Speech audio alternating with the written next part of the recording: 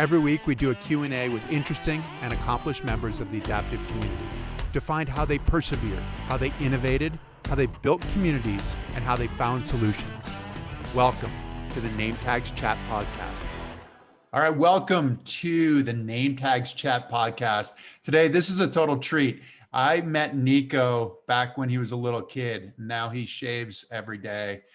He is the captain of the U.S. Amputee Soccer Team. He's climbed Kilimanjaro, so we're going to have to compare some notes on climbing Kilimanjaro. His was a little bit before mine, so I guess I was following behind him. He was third in the state of Massachusetts in wrestling when he was in high school. Is a teacher and a coach now, so coaching both soccer and wrestling. The other thing is, I checked out some of your stuff on YouTube, Nico, and you have your first goal, your first high school goal has 2.4 million hits. That was a pretty sweet goal, though. I mean, that was your first goal, but that was a pretty amazing goal.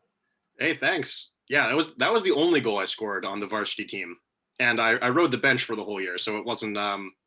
So yeah, it was kind of a special moment. I wasn't scoring a lot, and it was a pretty sweet one. So it was a really sweet one. We'll put it up so that people can get a chance to watch it, but it was off a corner kick. I mean, the description was that it was a full volley, but it was really sort of a cross between a full volley and a bicycle kick in a lot of ways, right? Yeah, I think if I had two legs, I would be almost doing a full split to get my leg up that high. So the crutches made it possible. Yeah, somewhere in between the two. I don't know. Not doing any flips though. No. Well, I mean, you did do some when you were doing throw-ins though. Sure. Doing the flip throw-in. So you played with crutches. You played with and you played with crutches your whole life, right? Just so regular forearm crutches. They're padded on the bottom. And you did have a little bit of pushback initially, right? That it was slightly dangerous using the crutches. Yeah. It's a really interesting. Looking back on it, I feel super lucky. You know, my dad went and advocated for me in front of all these people to say, you know, we want our son to be able to play, Americans with Disabilities Act type of thing, and he was my number one advocate. So we had to fight for me to be allowed on the field because, the crutches do present a potential. Well, first of all, it's a potential weapon, so I have to have my temper in check, and then.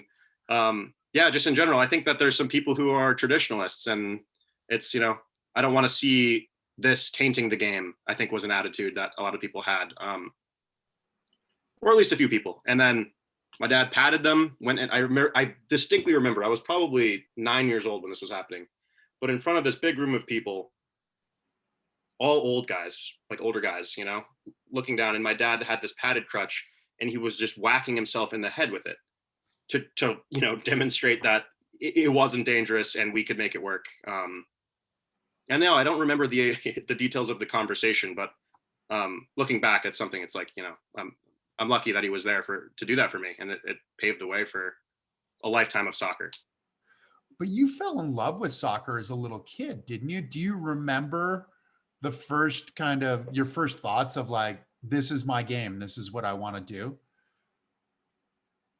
It's funny. I don't think so. My older brother and my dad played, and we were wrestling. We were playing soccer. We were doing sports ever since I was a little kid. And before I realized that I thought I was different, I think. So it was I was just playing for my whole life. And then I think starting to play amputee soccer when I got older, and realizing that I was able to play at a high level internationally, then it became a huge part of my identity. Throughout high school, I was pretty close to quitting a couple times because particularly there was this moment where I stopped touching the ball with my crutches when I learned about the official rules of amputee soccer. Right. And I immediately got way worse because it was like, and I think that was one of the things that people took issue with me having crutches on the field. So describe that. What are the rules with regard to crutches in amputee soccer? So the crutches are considered the same as a hand. So if the ball hits the hand, play on, and if it's an intentional use or an unnatural position, then it's a handball. And I made that transition when I was going into high school, and then remember thinking like, wow, this is hard. Why did I pick this as the sport that I want to play? You know, it's like, this isn't suited for a one-legged person amongst two-legged people. But stuck it through. And then, yeah, that goal was definitely the culminating event of my high school career, because it was the highest competitive level I played at in the able-bodied game. And then I got to score that one sweet goal. So it was definitely a special moment. Did that blow up right away? I mean, right now it's 2.5 million hits on YouTube, and that's on one version of it. There are a variety of different versions of that same video. Did it blow up right away? Did you become famous? Yeah, it was in overnight. It completely changed my life. I mean, yeah. I remember scoring the goal and then going out to a dinner to celebrate with my parents, like, you know, just kind of regular. And then the next day, realizing that it had hit, my coach posted the video, and then it was going viral right away. And then it was on ESPN top 10 plays. It was the number one play for, I think, a week. And yeah, I was also at a crazy point in my life with some other stuff that was going on. So it was a really, it felt dramatic. You know, it was just it was tense, and yeah, some highs and lows that year in my life. So it was, but yeah, that goal ultimately led to a Powerade commercial the following year. And just, it shaped, yeah, when I think back, it's like scoring that goal really shaped a lot of what happened later on. Isn't it amazing how one moment can affect so much? Yeah. And I don't necessarily know if I realized that it was happening when it did. But and whether or not there's been those same moments in the past. I mean, Kilimanjaro was another one, but they're, you know, they come up, and then whether or not you rise to the moment, I guess. And in that case, I hit the ball right. I hit the ball square. So it worked out. So did you take any direct kicks or anything like that? Because it looked like, I mean, it certainly it was at the Powerade commercial, right? Where they have you taking a direct kick, and it looked pretty legit. I mean, it looked like you had a legit direct kick. That was a legit direct kick in some ways and not others. No, I wasn't the direct kick taker for the high school team I was on. I take the free kicks for the Amputee Soccer Team that I play for now. But wait, should I let you in on the secret of what was happening in that video? I feel like we're far enough past that I don't I don't see there being any issue with it. Powerade's not going to have a problem with it now? No, they didn't give me the lifetime Powerade anyway, so okay. It'll be fun. No, that was my high school. It was the year after I graduated that the Powerade commercial kind of came together, and then that free kick was from a scrimmage against the high school team that I had just left. So we were wearing our away and our home jerseys, and it was our whole team just playing against each other. Okay. Everyone had to sign the release forms, so it was staged in some senses, but you know, we were playing soccer, we were playing a scrimmage, and yeah, I hit a nice free kick on that one. But and the end result was, you know, it was basically like you ended up in the corner, in the far corner. So was that the end result, or was that editing? No, that was a real shot. And I think that might have been the first take too, which is funny, because later on, after I did the Powerade commercial, I went to meet in Barcelona. I met Andres Iniesta, who you know, is a world-renowned Spanish soccer player, and you know, an incredible free kick taker. And all of these different not all disabled athletes, but athletes that have faced some sort of challenge in their life were featured in this Powerade kind of World Cup series of commercials that they had done. And they flew me and one other person that was featured out to meet Iniesta and play soccer with him, which was like an absolutely incredible thing. And, you know, got to take a picture with him, and he didn't speak any English and I didn't speak any Spanish, but he kind of coached me taking free kicks. And I distinctly remember not being able to hit a single one when I was standing with Andres Iniesta, and he was saying, kind of just like intonating what I should be doing. And I was like, why can't I seem to pull this out right now? But yeah, the one in the Powerade commercial, I think it was the first take. So was a Ah, pretty sweet very thing. nice. Yeah, as much as you wanted to impress him, that often is the hardest part, to be able to get that right kick. But then it's even harder oftentimes when the camera's on you. So you're one for two really, as far as.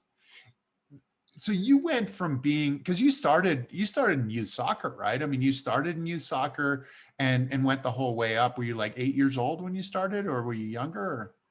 I think I was younger. I might let me try to dig up another picture. There's a photo of me playing with right after I got my crutches, in the mud, and I think I was 5. Um, and that photo was featured in a newspaper article, and that's actually how the Amputee Soccer Team ultimately heard about me for the first time, was through that newspaper cutting, and then they reached out to my dad and got me involved in the team later on. Well, that's the funny part, because you were just playing soccer, right? You just wanted to play soccer. You didn't know about amputee soccer. Did you know about Paralympics or any other sports like that, or was it just kind of like you were going to do the sports you wanted to do? I think I was doing the sports that I wanted to do, and like I was talking to you earlier, is I definitely, as a younger person, I definitely pushed back against identifying myself as a person with a disability. I was kind of, um, thought that I was not, I don't know, not disabled. It's like, yeah, I have one leg, but was kind of my mentality, which I think was really helped me get to where I am now in a lot of ways. But it's also been interesting growing up and, coming more to terms with, it's like, yeah, you're disabled, and that's okay. And like, it should be something you should celebrate at the same time. So, but no, growing up, it was, I don't want to go to camps with kids with limb loss or limb difference. I want to spend time with heteronormative, able-bodied people in my trying to have that be my own image. So yeah, and I don't really know when the distinct moment was when I grew up and kind of came to terms with my own identity in that sense. Well, sometimes it's an ongoing process as well, right? That, I mean, it's not necessarily just a disability. It is coming to terms with our identity in so many different facets, right? Where we're from, who our parents are, what we like to do, what our actual voice is. I mean, trying to develop these things is a real challenge. Socially, was sports a really important part of your life? Absolutely, absolutely. I think that it it leveled the playing field in a lot of ways. Is how I felt. It was, I don't want to be seen with pity, and I don't really want to be seen as disability first. I just want to, a person with a disability rather than a disabled person, right? So I think that I found that when I played a game of soccer, the connection I felt with people afterward felt like it went beyond disability on a more human level than it was before. I think in the beginning of a game, if I'm playing at an away game, the team's coach is probably saying something like, "It's really great that they let him play, huh? Let's take it easy." Right? No one wants to be the kid to, hurt the guy with one leg playing on the team. But then afterward, I think there's that just level of respect that game respect game. We're all here to play. We love the sport, and we can move on from it in a lot of ways. Well, no one wants to be the guy who hurts the guy with one leg, but no one also wants to be the guy who gets nutmegged by the guy with one leg as well, right? I mean, I think so. I'd imagine it leveled the playing field pretty quickly when you took somebody on and beat somebody, and they went, "Oh, okay, this guy's going to make me look bad if I don't try." Yeah, it's like, oh, okay, so he is demanding respect in this moment, like he's playing the game, and here we are, we're playing together. What was the transition like to go from playing in high school, where you were playing with all able-bodied people, you were the only one out there with crutches, to then playing amputee, where everybody has crutches? So you have, what is 6 aside, right? 6 aside and a goalie? Yeah, 7 aside, 6 field players. Okay, so you've got 14 crutches per side. And I mean, they take up space, right? I mean, it's just, it changes the game to a certain extent, doesn't it? Definitely, definitely. There's a lot of things that changed. And I mean, it was completely a freeing feeling to play amputee soccer for the first time. Um, Instead of, because I was always the slowest person on the field growing up, and I had to adapt to be competitive, which was basically like distribute the ball really well, see the field well, play quarterback from the midfield, and I was a defensive liability for my team. Like I wasn't playing defense, because I would get beat, and I wasn't taking guys on because even if I made a nice move, they would catch up. So you So didn't have the speed to get past them. Yeah. yeah. So, but then playing amputee soccer for the first time, I realized like you can be an all-star in this sport and you're the fastest person on the field right now and you can go score goals. So it was like a total identity shift as a soccer player, because beforehand I was trying to, I had a lot of assists in my high school career. And I think that I had to make my identity a goal scorer when I joined amputee soccer. So it was, yeah, that was a special moment. I flew down to Mexico and played for the first time. Wasn't sure how I would stack up against other people, and realized that I could be really, really competitive and lead the U.S. team to some wins. So it was so fun and continues to be an absolute blast. Was that just an eye-opening experience when you realized, hey, I'm used to being, one of the slowest guys on the field, a liability, as you said, to suddenly being a huge asset. How did that shift the way that you look at yourself on the pitch? Because you're still on the pitch. It's the same deal. Yeah. I don't know. I mean, it took some time, but I think that after the first international match that I played in, the next tournament, I was made captain and then started kind of leading the team from the field. So I don't know. And I was a leader in a different way on the able-bodied teams, but I don't know. It's something that I'm still coming into and figuring out, how I can continue to get better and how I can, lead the teams to wins. And can we just take a step back on the speed? You said you were the slowest guy on the field when you were playing back in high school, when you were playing with the able-bodied athletes. Is that straight line speed? Is it side to side speed? Is it all of the above? I would say it's all of the above. I think my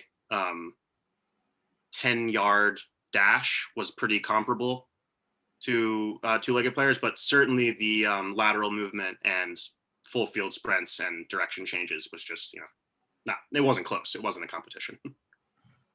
Now, the people you're playing with on the amputee soccer side, did they have a similar, have they had a similar experience to you? Did they grow up playing able-bodied soccer, or did they grow up playing amputee soccer? It's a mixed bag. I think that I am in not in the world, but for the U.S. team, I'm in somewhat of a unique position. There are still others who are joining and we're finding now, but certainly no one played able-bodied soccer on crutches for the amount of time that I did growing up. Most people either walk on a prosthetic in their daily life, or in some of the players lost their leg in the last few years, for example. Right. And then they transition onto crutches when they play amputee soccer. So being a daily crutch user and a lifelong crutch user, that's something that across the world, people who walk on crutches full time, they have an advantage in the sport because, it's just, it's moving around. It's the most fundamental thing. So, but there are certainly other people around the world and some in the United States who have played able-bodied soccer on crutches and have a similar background in that way. And so for you, it was a congenital thing for you, right? You were born without a leg and born without a hip as well. That's right. Yeah. Right hip. So it makes it easier. Like using a prosthetic is a pretty difficult proposition when you don't really have a hip or you don't really have a stump, isn't it? Yeah. I mean, I think for my parents, so I started walking on a prosthetic when I was 3, took my first steps, and then transitioned to forearm crutches when I was 5. And yeah, I think that a lot of people who have high amputations or don't have a hip or hip dysarticulation prefer forearm crutches as a mobility device because I'm you just lugging around a leg at that point. It's like not comfortable. You're twisting your trunk to operate it. You know, each inch you go up in an amputation, the less efficient a prosthetic will be. So, and it's interesting. There's been times where I'm on a plane or something and a prosthetist will come up to me. This has happened, I think, 3 times. They say, "We can get you off of those crutches and onto a leg." And I'm like, thank you. But these work a lot better for me. And there's something interesting, I think, just in terms of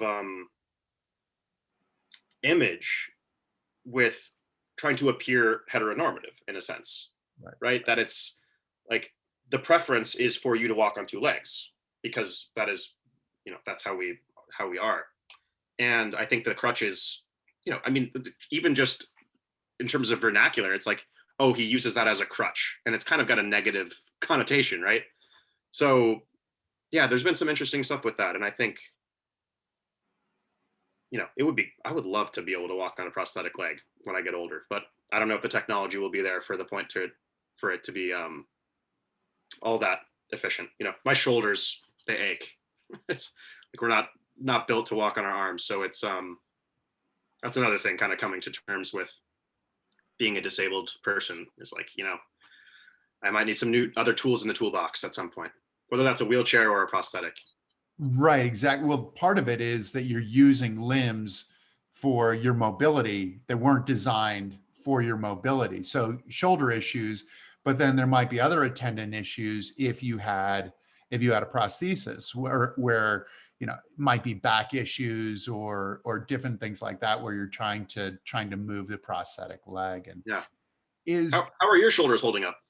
My shoulders are holding up relatively well. I actually, a couple of years ago, probably close to 5 years ago now, I ended up having PRP therapy, platelet replacement therapy on my shoulders, on my left shoulder, because I had crashed ski racing with my arm extended over my head and didn't tear anything completely, but tore everything really. And so, yeah, it worked out great for me. It's back to mostly normal, but it's also mostly normal as an athlete where you probably see this too, where things hurt more when you stop than when you're continually working out and continually moving.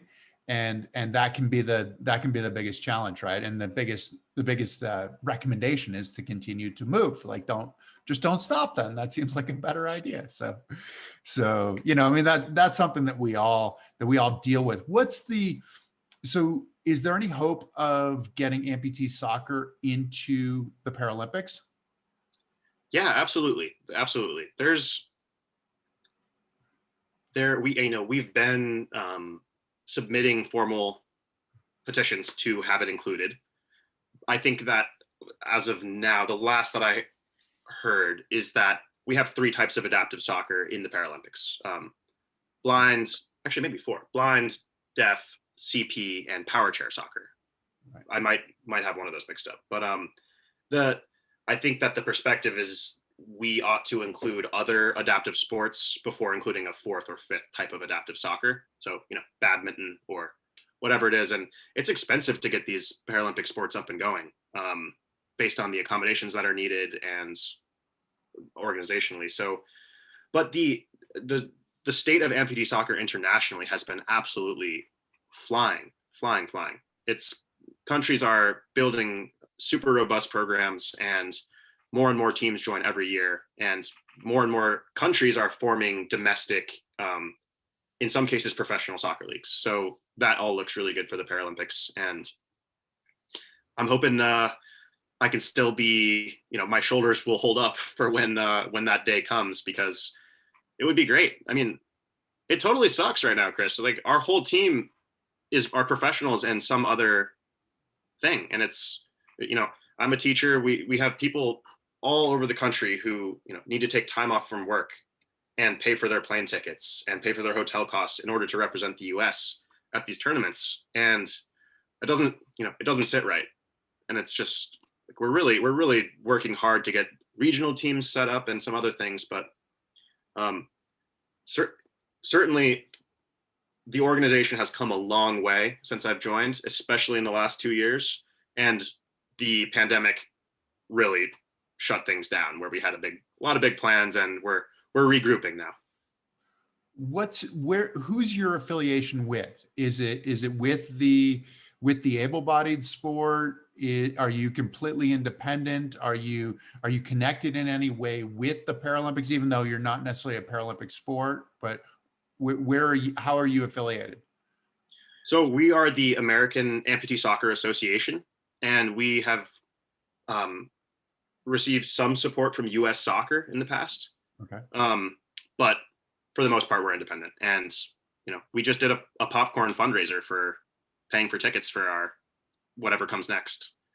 And so, yeah, I would say we're mostly independent, but there's the weird thing is people are excited to help the sport grow and kind of move things into the next stage.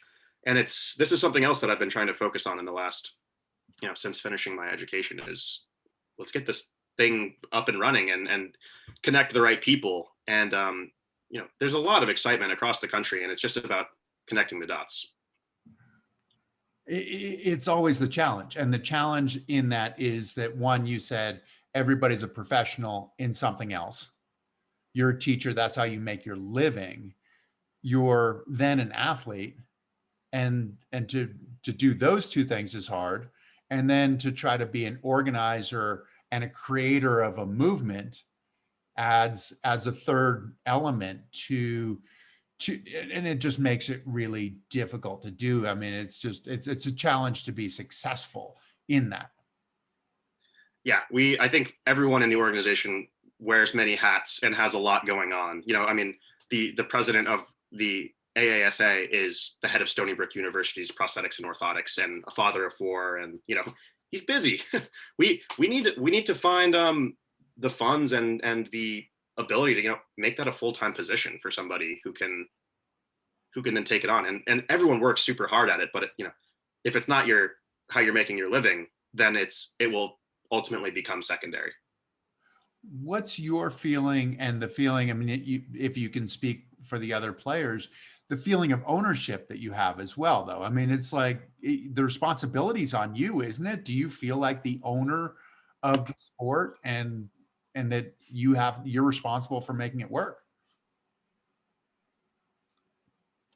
I think it varies. I think a lot of guys have, we have some guys on the team who are also running this AMP1 stand-up basketball organization, which is super cool. And, they commit some time to that. They commit some time to Amputee Soccer. It definitely varies. And I think it's something that I want to take on full time at some point. And I'm not sure if that, I still need to teach and, pay the bills, but I would really love to just do this full time in the near future. So I don't know. I'm not exactly sure. And people have their heart in it for sure. And it's just a question about, can we find the time to do this together? And, how do we prioritize people putting amp soccer first in their life? If you're paying the bills else in another way, then that's going to be tough. We'll loop back to the sport stuff eventually again, but you mentioned teaching, and is teaching something that you had always wanted to do? Is that what you figured out that you, I mean, you said you just got your master's, right? Some master's in education, or? Yeah. Master's in education. And I had a really great experience during my senior year of high school, where I took kind of an alternative education program. And it was the first time where I really loved going to school. And, before that, it was like, what hoops do you need me to jump through? How high? I'll do that. And then let's move on to the next thing. And then when I did this kind of like more experiential, interdisciplinary type of program, I fell in love with school and knew I wanted to be a teacher after that. So yeah, what was that, 2013? So 8 years ago. And I've been in school, preparing to be in school since that time. And yeah, I definitely love it. And I've taught full time for a year now, and it's a lot of work, but I really enjoy it. What's the thing that appealed to you as far as teaching? What made you want to be a teacher?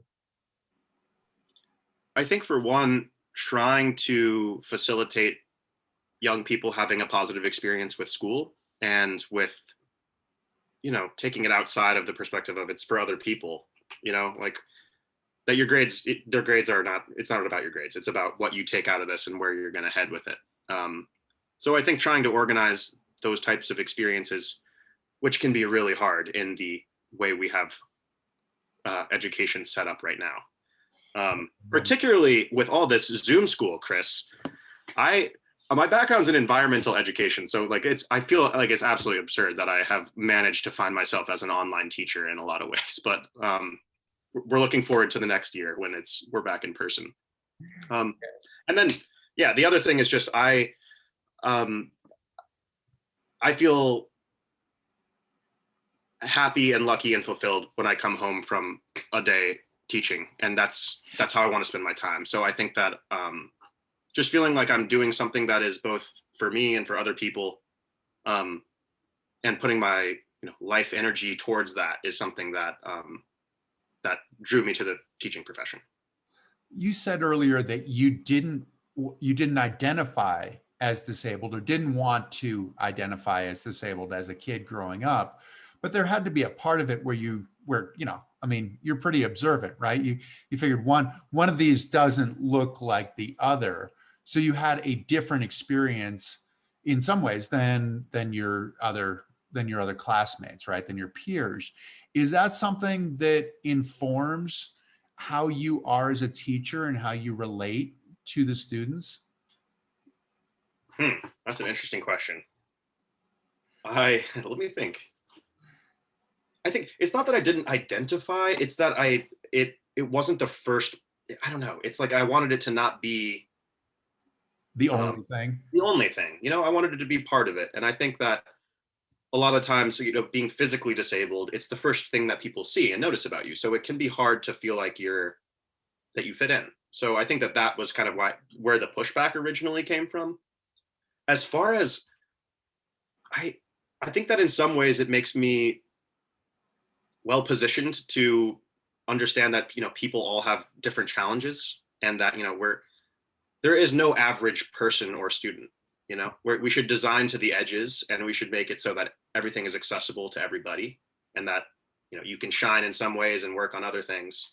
But I think it's another mixed bag with I'm physically disabled, and I think that having a mental disability is a totally different experience. So it's something that hopefully I can be more compassionate about and thoughtful about. But I don't know exactly how to answer the question. I'm not sure. It's one I'm going to think about, though. Yeah. Well, so what's it like to come into the classroom for the first time? Because I mean, it's the hardest part, right? For a teacher, that you come into the classroom and you want to gain their respect as you come into the classroom. Does this help you, or does this hurt you gain their respect? I don't know. I think that I'm not sure.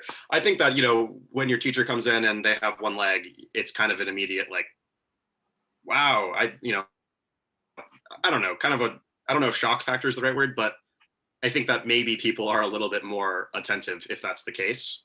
I could be totally wrong. I'm not sure, but I'll let you know. I'm actually starting, like, this job at Lexington High School is starting in a week or 4 or 5 days. So I'll let you know. Maybe I'll ask the students, did this help me gain respect in the classroom or not? Which sometimes might not be the question that you want to ask your students as well. Did this help me gain your respect? They're like, you're still trying to gain our respect, buddy.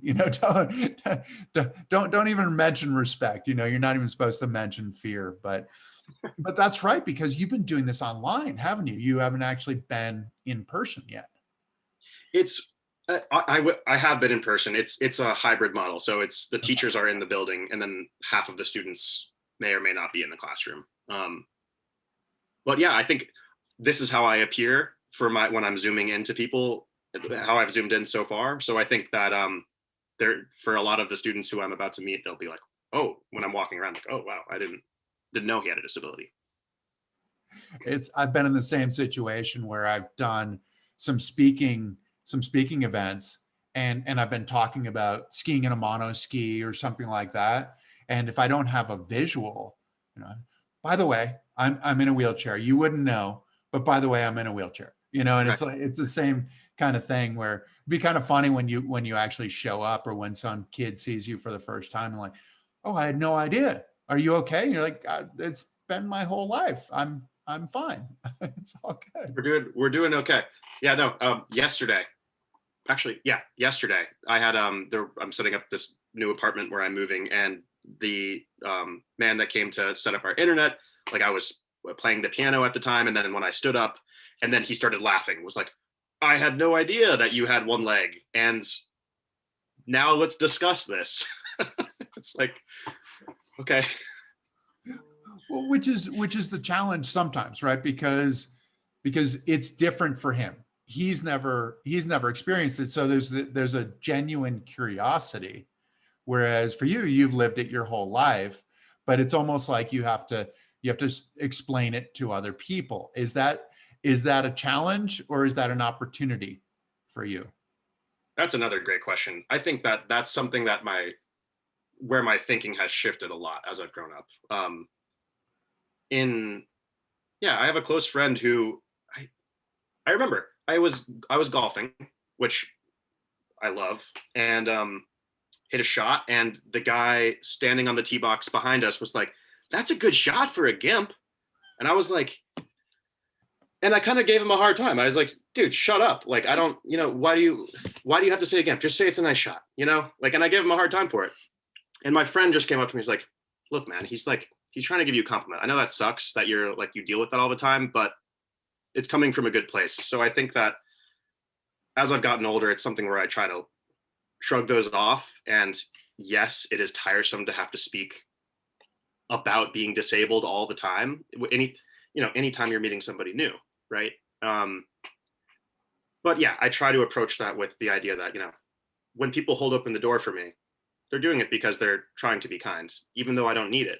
And that's something I think is important to remember. And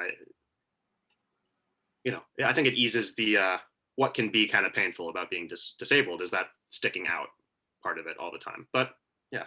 Right. I mean, you don't want to have people call attention to you that they have to hold the door for you, and effectively you don't want to be pitied. But at the same time, we're all in that situation all the time, right? I mean, it's like, we can imagine what the difference is between genders, between races, between socioeconomic groups, between educational groups, and it's like, we have our differences, and when we call attention to those differences, it can be uncomfortable. But you and I can be in that exact same situation, just on the other side of it, where we make an assumption about somebody else that isn't necessarily fair. And I think that's where we've got to get, right, is to the general part where we go, oh yeah, all right, yeah, I understand that you're trying to be nice. I understand that I'm trying to be nice. As long as somebody's not giving you a condescending kind of attitude, that's for sure. And I think it brings up this discussion around like intent versus impact. And I think that's kind of a hot button, discussion, and in a lot of identity politic type of stuff, and just discussions around identity. And I think for me, I choose to focus on the intent that people bring by holding the door open for me, or by saying, oh, I didn't realize that you had one leg. That's so, like, I don't know. It's like, maybe you didn't handle that in the best way, but I do think that it's coming. I think I have a pretty good gauge on whether or not it's coming from a good place, or if it's being, disrespectful. And I think that I have, to a degree, the ability to choose how I respond, to choose how it impacts me. And I take their intent into account. And the thing is that I think one of the biggest problems, maybe you can affect this in school, is that we don't really get to learn how to ask questions of other people. And sometimes we are incredibly insensitive just because we're naive. You know, I mean, you can call it ignorant to a certain extent, but naive might be a better way of looking at it, you know, just in that it's like, oh, you know, I wanted to ask that question. I just couldn't figure out how to do it well. So I asked it anyway and I did it badly. But It's tough. Yeah, I know. I think trust gives us slack where we disagree. So, you know, maybe before asking something that might be a question that could upset someone, getting to know them a little bit more, and then, like, you know, then here's something that I've been thinking about and wanted to ask you, and I'm not sure how to do it in the right way. And, you know, that's showing your intent as like, I'm trying to respect you as a person here, and I don't want to upset you. And I think that that's a good way to go about it. exactly.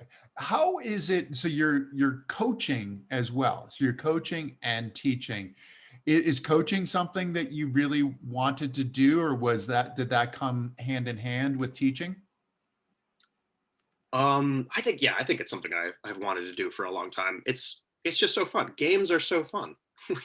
Like, let's play games, and yeah. So I love doing that. And right now I coach a wrestling team with one of my best friends from high school, and that's been great. And I've learned a ton from him.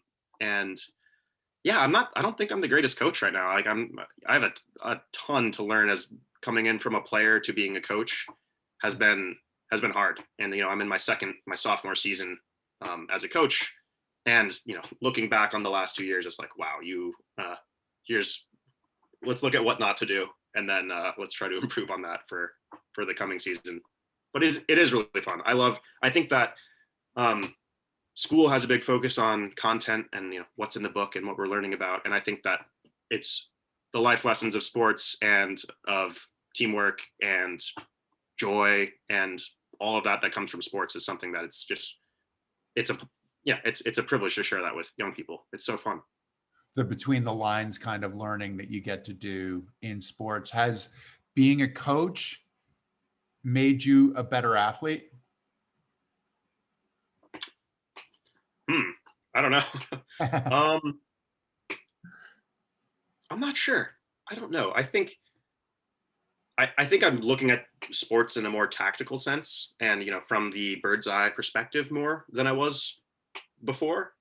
And I don't necessarily know if that's going to be an advantage or a disadvantage. I haven't played competitive amputee soccer in a year, so maybe a little more.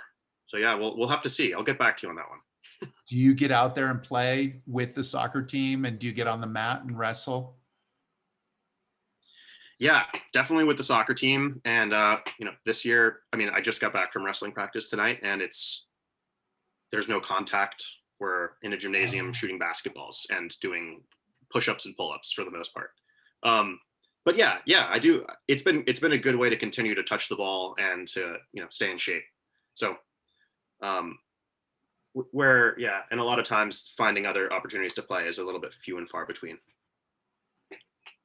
Who are your heroes in sport?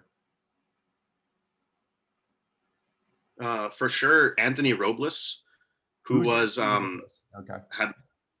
he's a congenital hemipelvectomy, same disability that I have, from Arizona, and he won college NCAA college wrestling at 125 pounds. So he was just an absolutely elite athlete. And I got to take a clinic with him in wrestling, and he's like, oh, here's what to do, man. Like, here's the secret of wrestling on one leg. So for him, and I remember, yeah, he toured the country after he won college nationals, putting on clinics in, I think, maybe not all 50 states, but a lot of states. And we drove to see him, and then we drove him to the airport afterward. And I remember the dude had a almost a duffel bag sized bag full of books, and he just like grabbed it with his hand and then walked off. When we took, I was like, okay, this guy is just an absolute monster. So he would definitely be up there. I think, I don't know. I'm still a sport. I love watching sports. Yeah. What part of his philosophy did really appealed to you? I don't know if it was a philosophy necessarily, but just the power of the example. Okay. Being profound in that sense. And he, you know, he was also just we shared such a similar background in terms of like, you know, having the same disability from birth and kind of, you know, playing sports with able-bodied people for our whole lives. So to see someone be really successful at that was a powerful example for me. Yeah, well, I guess, I mean, I was watching a bit of a video on him on his NCAA championship, and he was talking about how that he enjoyed wrestling because it was a sport about maximizing your strengths and leveraging your strengths and trying to minimize your weaknesses. And to me, that seemed like something that appealed to what you're doing. And then also watching him wrestle and watching you wrestle, where especially like in the first you call it the first round, is it? My terminology is wrong. First period. In the first period, when you're both up, you know, and you're both standing before one is up and the other down or whatever. But when you're in the standing position, where you guys were both in that crouched type of position, where you're really more in a kneeling and almost steering kind of position, which looked really, I could see where you had the strength there, where you could maximize the strength, because you probably, I don't know, what weight did you wrestle? I wrestled at 106 pounds and then 113 pounds. Okay. And well, yeah, and you're totally right. I mean, as far as a sport that is an example of a sport for an amputee where you can be elite. You can be elite amongst able-bodied people, because all that weight that's missing from your leg is, you know, you're going to wrestle in a weight class. So I guarantee Anthony Robles could probably bench press twice as much as anyone in his weight class at that time, you know, or do, you know, I think this number was like he could do 100 pull-ups in a row. So, you know, yeah, it's just kind of you know, he's carrying less weight to do those pull-ups, but it's an example of a sport where if you can figure it out for yourself, you can be elite. So that was, yeah, and he totally figured it out. In fact, kind of thinking back on the discussion we were having in the beginning about crutches in the soccer league and how there was some pushback. They changed the rules of wrestling at college literally to limit his ability. Basically, like, I won't go into too much detail, but a certain type of called a tilt, which is a top position move where you score back points. And then they made it so that you had to release the tilt in order to score the points, because he did it so effectively at that level that they thought there's, you know, we need to like patch this bug, you know, he's broken the sport. Which is just another interesting thing. It's like, wow, a one-legged person, you feel like you need to change the rules of the sport because this guy is too good. So it's like flipping that paradigm, which is great, right? We have to accommodate the able-bodied people because this one-legged guy is beating up on them. Pretty much, yeah. That's the highest compliment that he could possibly receive, right? I think so, yeah. Which is great. Now, so with the athletes that you're coaching now, you just came from wrestling practice. Granted, you're not able to do the stuff that really qualifies as wrestling practice right now. But what's the message that you're trying to teach them? Because you approached it from a little different angle than all of them would. Yeah, I think, well, in this year particularly, I think it's let's move our bodies and get off of our computers and you know, just have fun, try to have some fun together. But yeah, in prior years, I think it's just that, you know, there's a lot to learn from yourself when you go into something like wrestling. You know, it's not a pleasant sport. You get beat up, you get mushed into a mat for, you know, hours, for months in a row. And yeah, it helps to build, you know, how you respond to those types of moments. There's lots to learn there. And I think being the coach for wrestling particularly is like, let's, you know, let's push ourselves to be proud of ourselves every time we come off the mat, and every time, like at the end of the season, what we accomplished, and how you've grown as a person. And I think wrestling, potentially more than any other sport, is really suited for that, because it's not pleasant. It's not a pleasant experience. Well, it's not pleasant. There's nowhere to hide. There's no one else to blame. It's one-on-one. There's not even a ball involved in the whole thing or anything. I mean, it's as pure. Like John Irving talked about it, because he had been a wrestler. The writer had been a wrestler, and he talked about it being the most pure sport. And I guess in a lot of ways, even going back to the ancient Olympics, right? I mean, that was one of the original sports, and the way that you proved yourself as an athlete.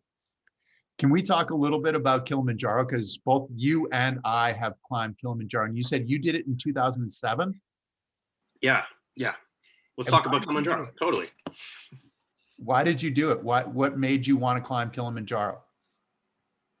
I had there was a tradition in my family where my dad or my mom would basically take one of the kids on a coming of age adventure of some kind. So this was basically our coming into adulthood type of thing, or teenage years, which was, we were really lucky to be able to do. And my brother went cave exploring in Belize. And then I had seen a documentary called Emmanuel's Gift. I don't know. Have you seen it? Oh, yes. Yeah, definitely. Okay. Yeah. And just a brief overview of that is Emmanuel was an amputee from Ghana. And he, essentially, through the power of his will, bikes across Ghana, does all this fundraising, raises awareness, and then he bikes across Ghana in order to raise money for the free wheelchair mission, which provides low-cost wheelchairs to people with disabilities across the world, and particularly in the developing world. And low cost, really low cost. I mean, like $50 kind of thing, or something like that, right? Yeah. And it's it's a lawn chair essentially, with bike tires and a few nuts and bolts, but it's providing like an absolutely incredible, life-changing experience for people who, I remember just, seeing people crawl in the dirt who were unable to be in a wheelchair. And just the culture around disability that I saw in the developing world and elsewhere was, it was very starkly different than the experience that I had growing up, where one, being from privilege, where my parents can afford forearm crutches and a wheelchair and a prosthetic, so I had those mobility devices from a young age. And I remember being totally stunned by the state of disability elsewhere. And Emmanuel did this incredible fundraiser, and then I saw that and wanted to work with the same organization, and then used Kilimanjaro as the stunt to the event. And just the symbology of climbing a mountain had a powerful image to it. So I asked friends and family if they would donate, I think it was $0.01 per foot of ascension that I went up, and then in the end raised something like $150,000 and got to deliver 2,500 wheelchairs to the people of Tanzania. So that was why Kilimanjaro? I don't know. I think my dad also wanted to go hike it. And so it came together in an interesting way. And I think that looking back, it's like I was just a kid, and I was 13 when I did it, and I would love to go back. I'm much more into hiking and adventuring now. I remember thinking distinctly, like, this is so boring, and like, are we going to walk again tomorrow for that amount of time? And that was kind of like how I felt when I was there. And I didn't realize how lucky I was. So I think that I would love to go back and do it again. So a little background for people. Kilimanjaro, 19,340 feet high. You started about 6,000 feet at the gate. So about a 13,000 plus foot ascension, which is actually more than from base camp to the top of Everest. So is that right? Yeah. So it's the tallest freestanding mountain in the world. And you go through 5 different climate zones. You start in a rainforest, you go through the heathers, the moors, the high desert, and you finish on an Arctic climate zone on the glacier at the top, depending. I didn't we didn't have any snow when I did it. So I did not come in contact with snow at all. How long did it take you? Do you remember? Did you do the regular route, the prescribed number of days kind of thing? We did the wrong guy route, Okay. which was not the traditional route, the Coca-Cola route, Right. or I'm not sure if that's the correct term, but the other, this one came across the up the other side, and you hike up. There's it's really three volcanoes, Right. and You then went on the Kenya side, the wrong guy route, right? I think you start on the Kenya side. that could be right. I'm not certain, but yeah, we hiked up one, and then you hike across the saddle Right. to the summit to climb up the rim of the final volcano. But I think it was 5.5 days up and then a day and a half down. Okay.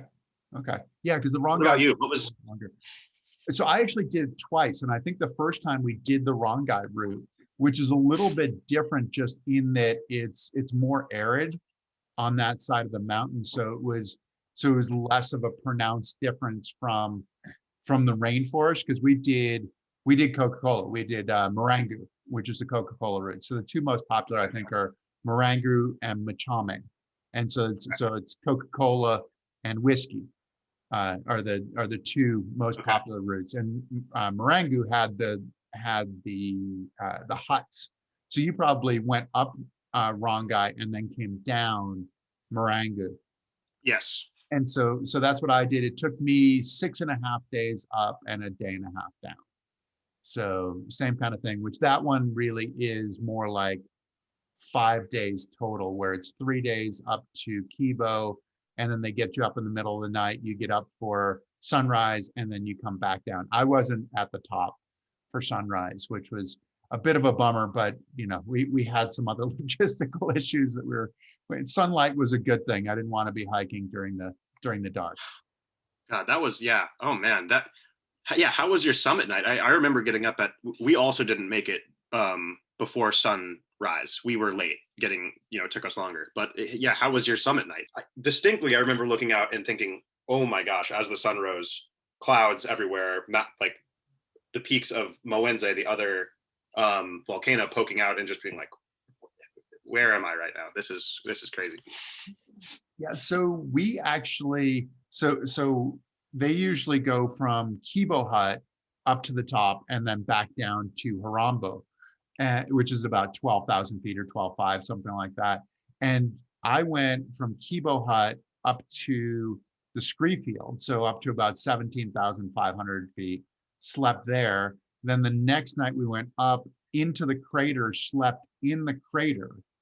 So my summit was actually like, it looked like you could see the top. I mean, you could see the top from the crater. You could see the signposts up there, and it didn't look all that far, but it was up, around, over, and yeah. And literally the thing that for me was, I felt like even though I could see the summit, I couldn't comprehend the summit. It's like so many things in your life, you feel like, okay, it's right there, and so I'm going to do it.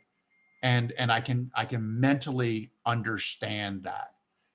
It had become too big for me to understand. And I was just like, I'm just going to keep pedaling, and I hope that I run into it. And literally it did. I asked one of the guys my crew was setting up, and I asked our African guide, I said, will I be able to see the summit from there? And he said, oh yeah, you'll be able to see it. And it was like 400 meters. And I had no idea. I was like, wow, oh, like that's it. But how was it for you? Was it anything like that, or was it easier for you? No, I had a similar experience, to be sure. And also, wait, that is totally crazy that you slept up there at 19,000 feet, right? Or maybe like 18,500. That's super high up to be. Yeah. Okay. All right. Well, yeah, so what happened with, like, as you summit, or it's like a rim of a volcano that's tilted on its axis. So you come up the short side, and then you like hike around the rim towards the actual, like the official highest point on the mountain. And I remember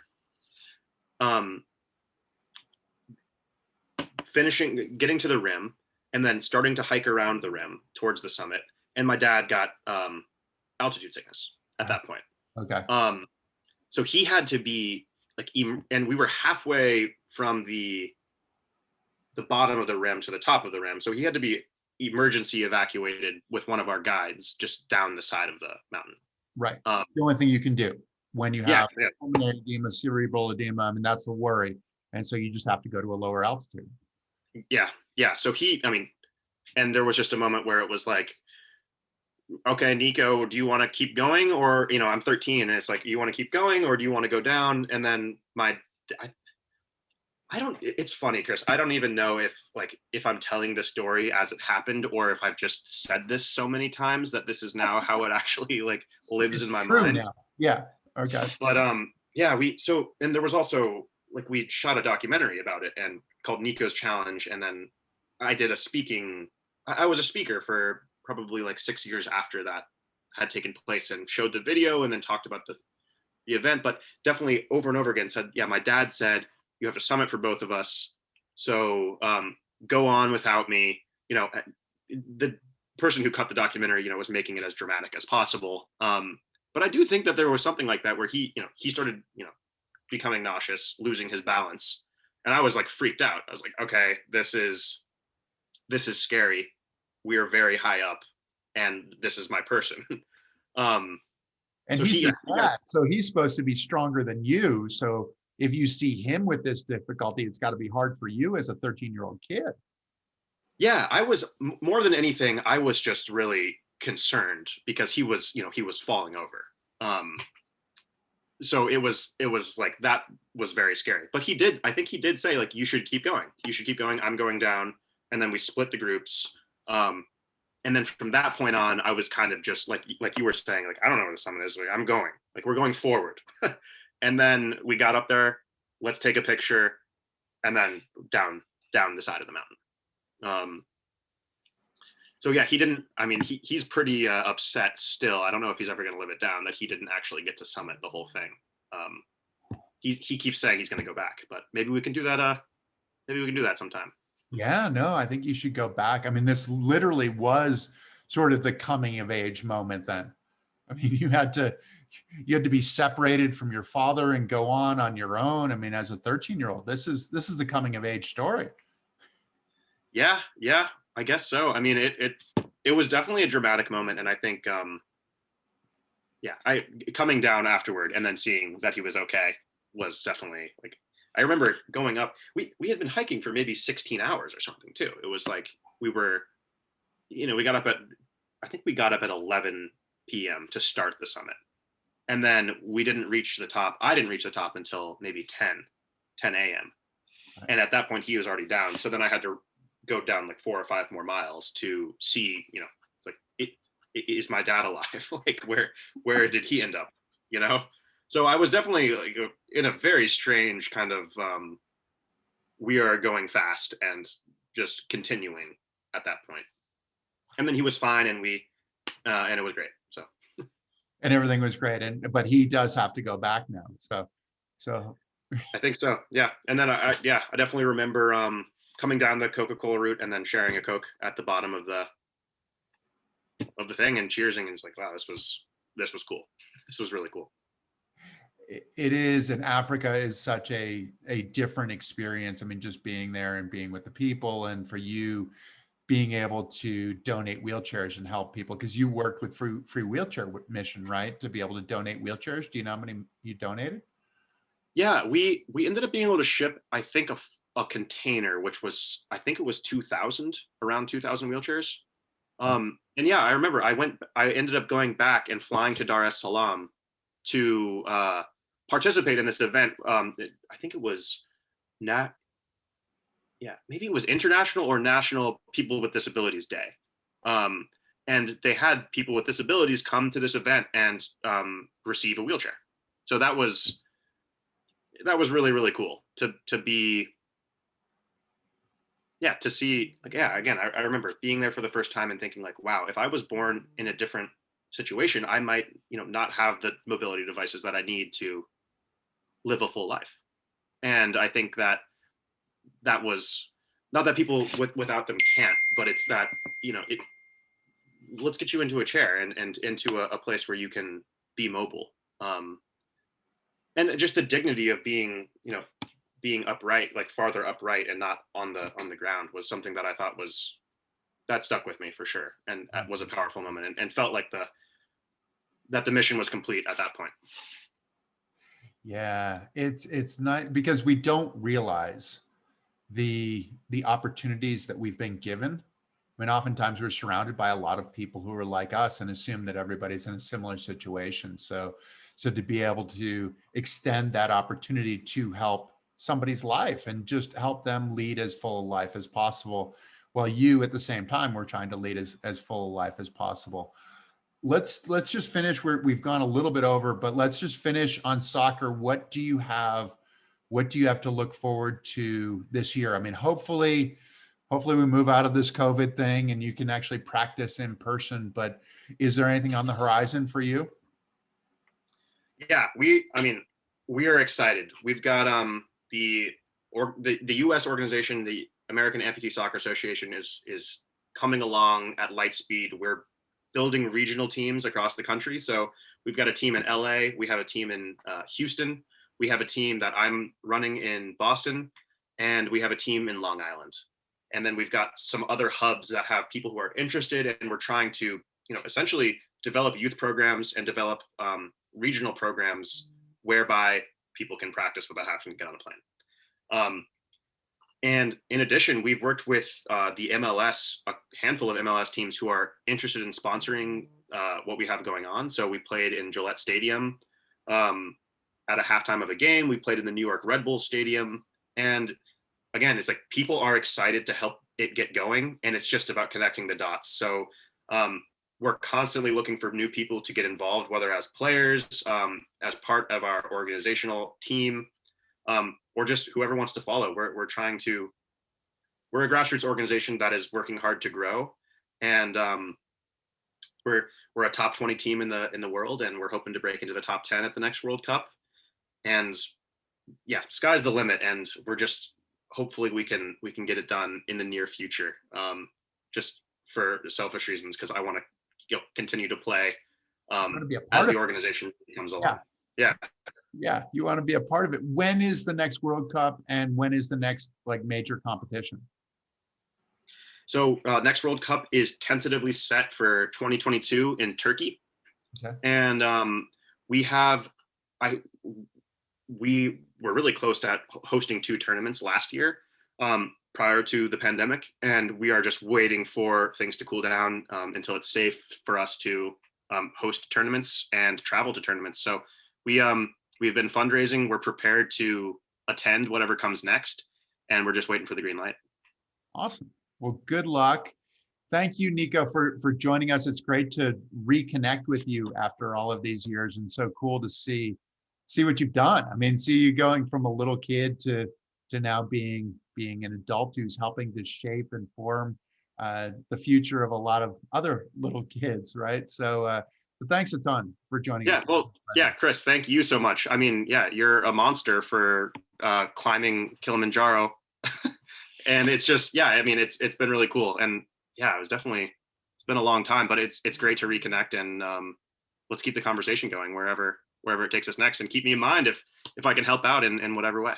I most assuredly will. And hopefully we get a chance to see each other in person. One of the things we do, and this program is based on our Nametags program with my foundation, which is about the labels that we put on ourselves and others, which are often our limitations, and it's about resilience. Our motto is, it's not what happens to you, it's what you do with what happens to you. So let's stay in touch. We might even be able to come to your school or something like that. I do a fair amount of presentations in the Boston area. So yeah, let's see what I can do. I think they're gonna have to see if they want to keep me in the first place, and then if I can pitch your name, I absolutely will. Well, I hope that the first part works out well, that they want to keep you. I can't imagine that they wouldn't. So good luck with that, though, because it is a tough time to be in education. But yeah, and thank you for joining us. Thank you to the audience for joining us. If you didn't get a chance to see the whole thing, it will be on the One Revolution page. So you can go to the One Revolution page, you can watch it. Eventually, we will also turn this in. We will edit it a little bit and turn it into a podcast, which will be on the regular hosts where you've got Spotify and Apple and Pandora and Google and all of the places where you get your podcasts. So, and when you do that, YouTube as well, you'll be able to watch it. You can hopefully you can subscribe and you can like, and the more you do that, hopefully the more people we get a chance to see and reach. So, Nico, thanks again, and look forward to seeing you sometime soon. Absolutely, Chris. Thank you. All right, take care.